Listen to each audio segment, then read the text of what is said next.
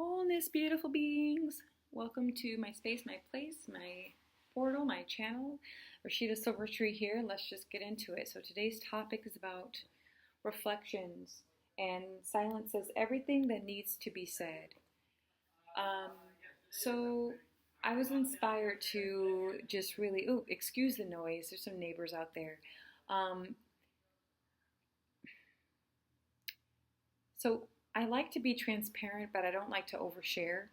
Um, I believe it's really important to focus in on, I can openly talk about my personal experiences, but I can't speak on the experiences of that I've had with other people and their lives, right? Like my parents, friends, ex-lovers, and all that.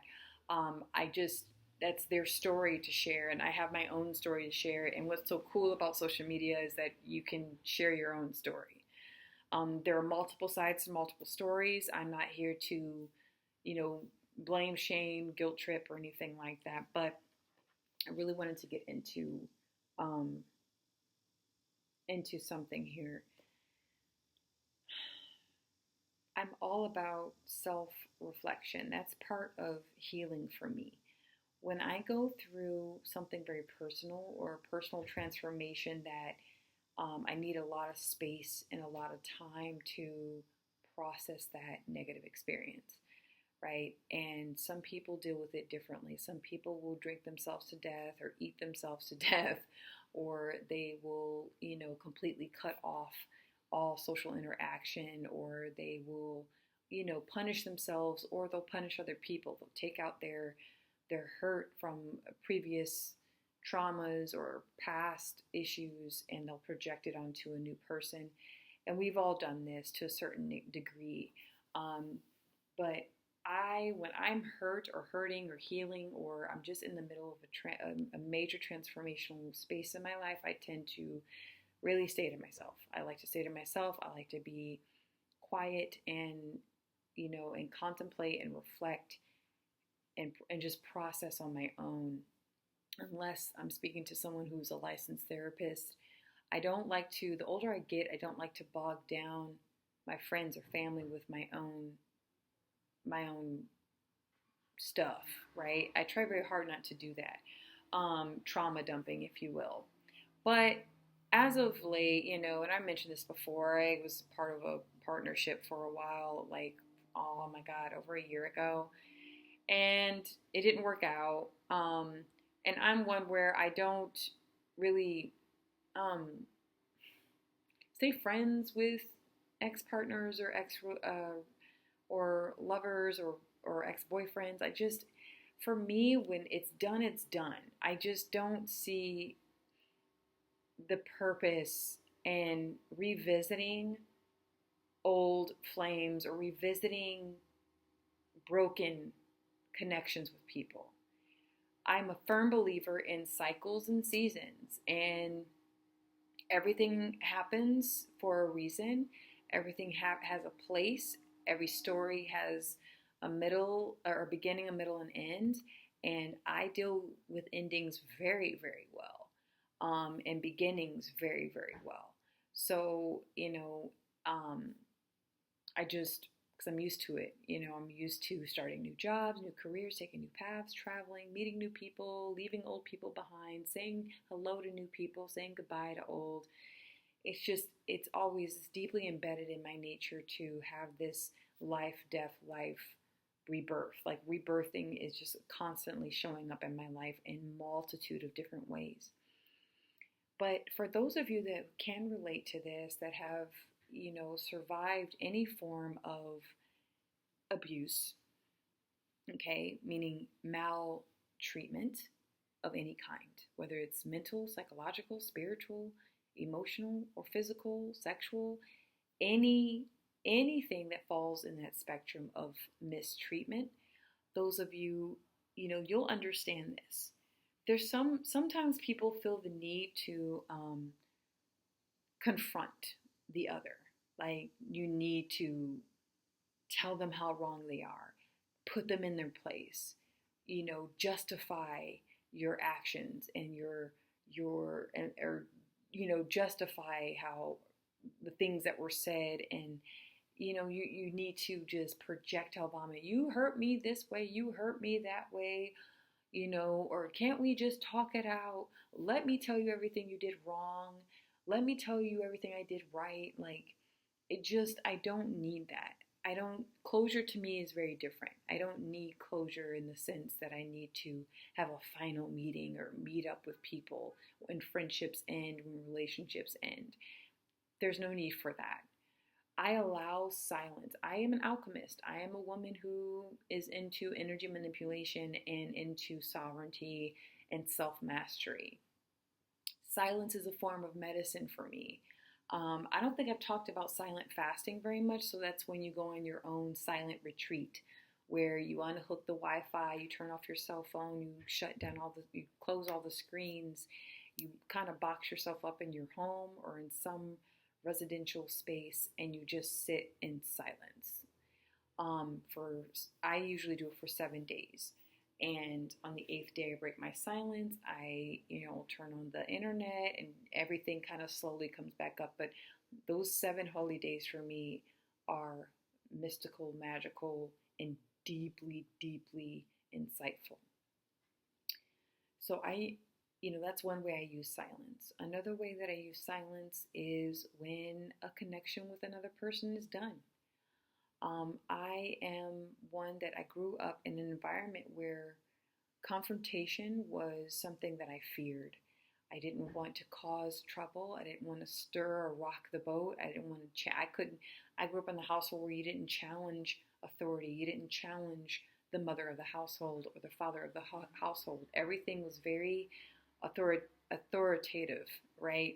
My mother was a single mom, and she was just really like, what I say is law. That's it. Don't question me or you're disrespecting me.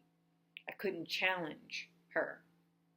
And I couldn't challenge. So that I took that to school. I took that in my jobs, and it took a really long time for me to voice my concerns and my opinions on things. And I've always learned that silence was the key to get out of very, very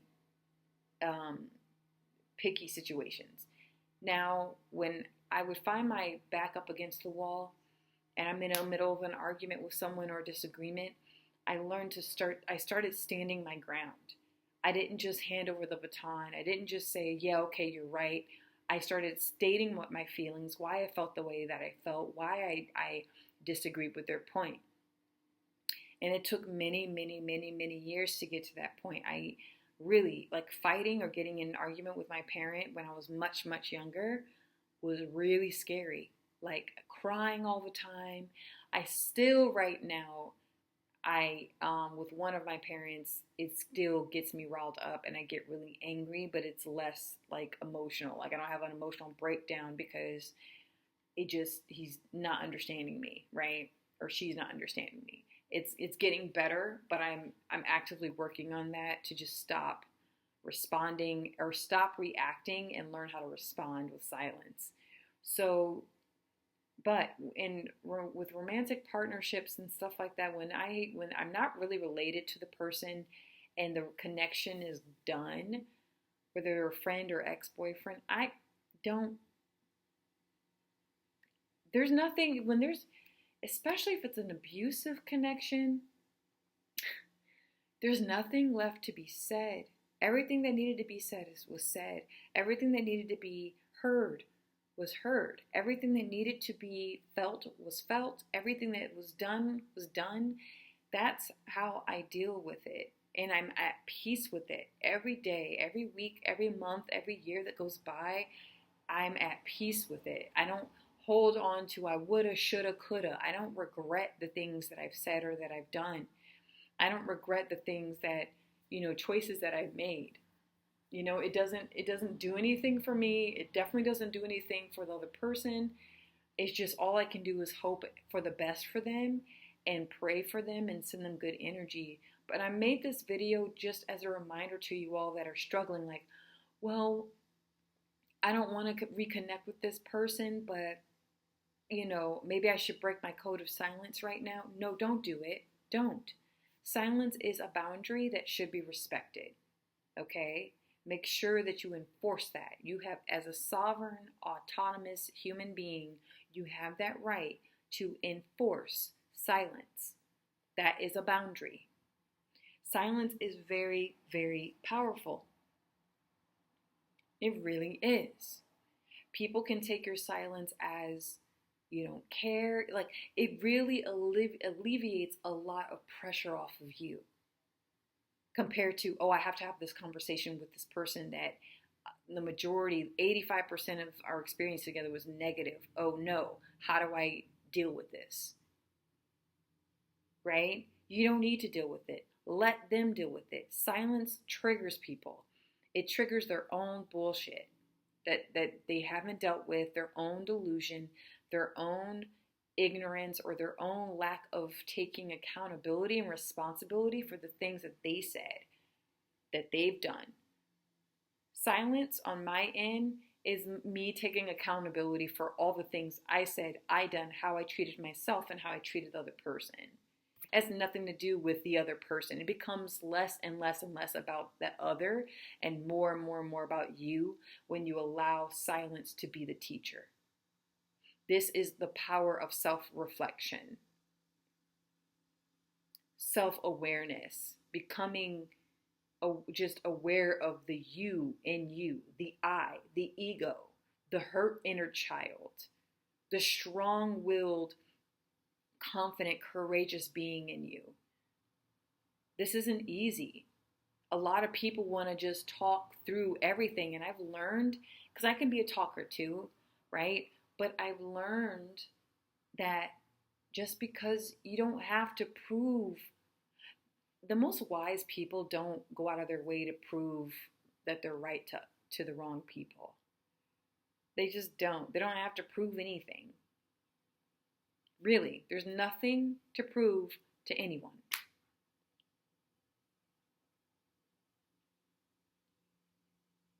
You know, and I want to get to that space as a woman and as a human being where I'm unbothered. Oh, you don't agree? Okay. And it's mostly with my parents, especially my father, that I have that we bump heads. You know what I'm saying? Because as a child, I was so passive. I never knew when to speak up really for myself. I was so scared.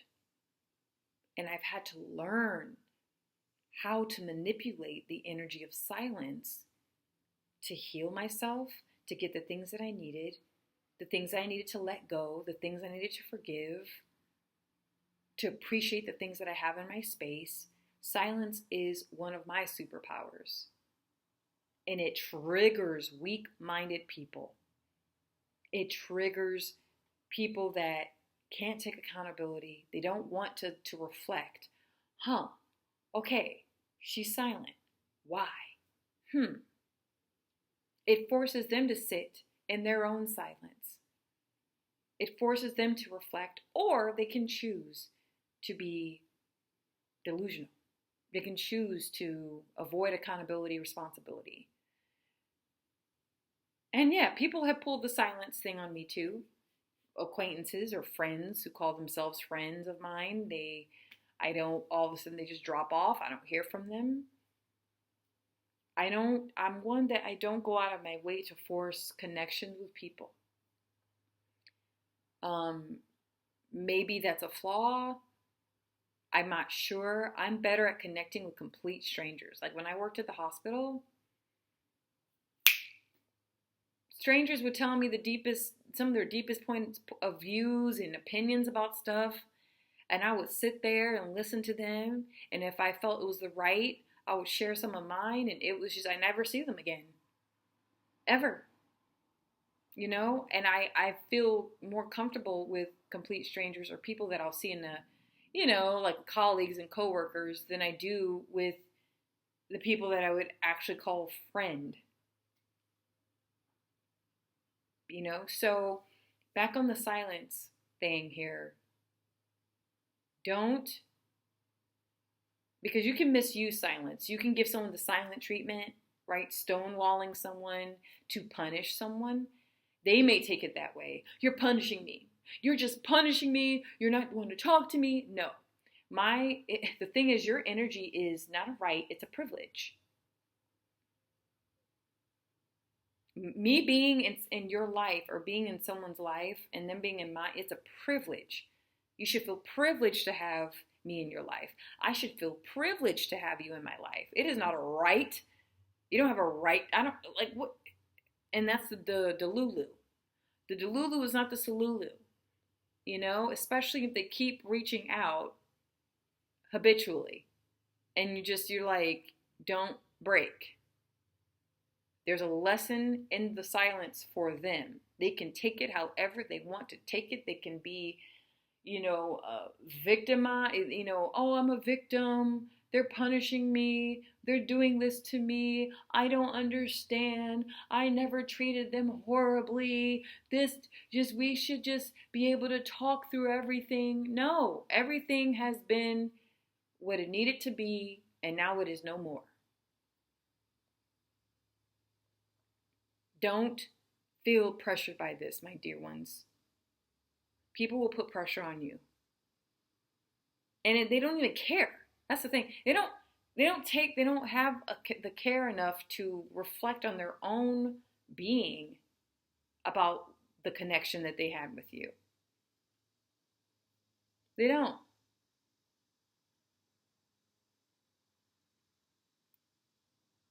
They're reminiscing on the things that once was, that can never be again, negative or positive. And that's their loss, that it is what it is.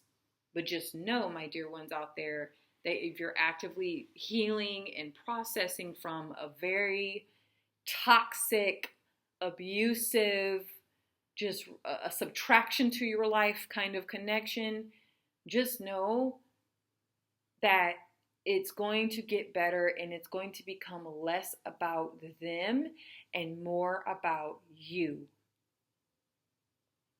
At first, it is about them. You hit that silence button, that mute button, and you're like, yeah, see, yeah, I'm gonna, like, I don't want to talk to you, blah, blah, blah, blah, blah. Like, all this anger. And you can tell every time someone reaches out to you that you do not want to, like, hear from ever again, really, pay attention to what comes up. That's going to be your gauge on where you're at with healing from this unhealthy connection.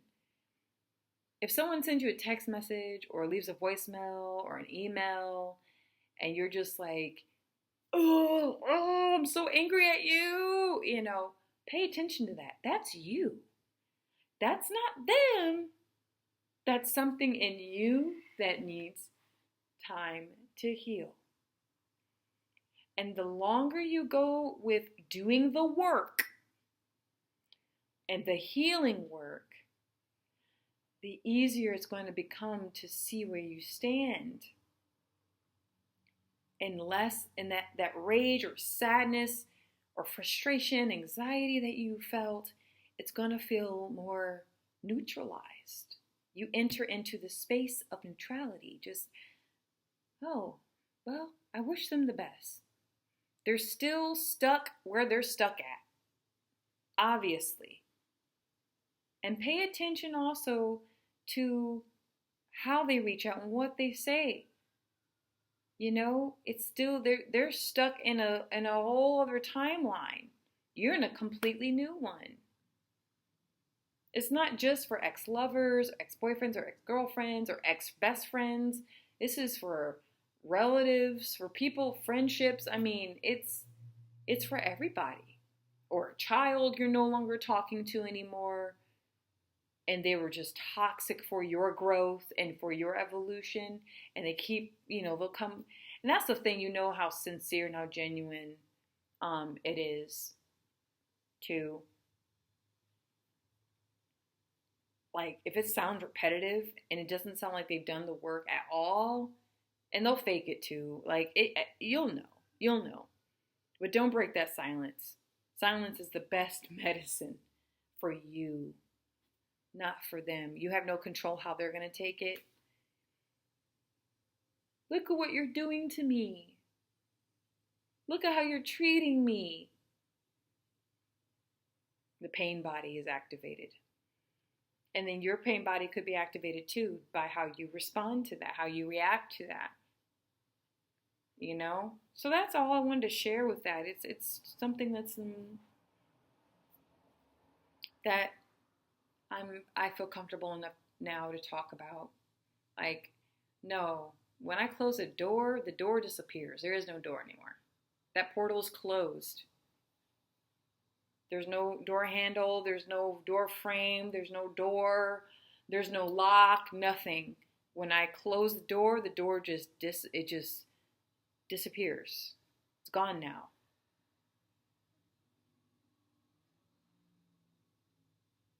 That's all. So just make sure that you activate your silent practice and use it not only because, and here's one more note, like, don't be immature about it. If you're in a stable connection with somebody, right? And I'm not talking about people that just drop off, you don't hear from them in like several months or maybe a year or something like that. No, I'm talking about toxic, nasty ass, abusive, verbally, emotionally, sexually, physically, whateverly abusive connections, and you have to escape. You gotta run. You gotta go, and you have to start over with your life. Keep that going because there's a lesson in there for you, and it becomes less about them and more about you. That's all. Thank you for tuning in. May this message find you well and whole.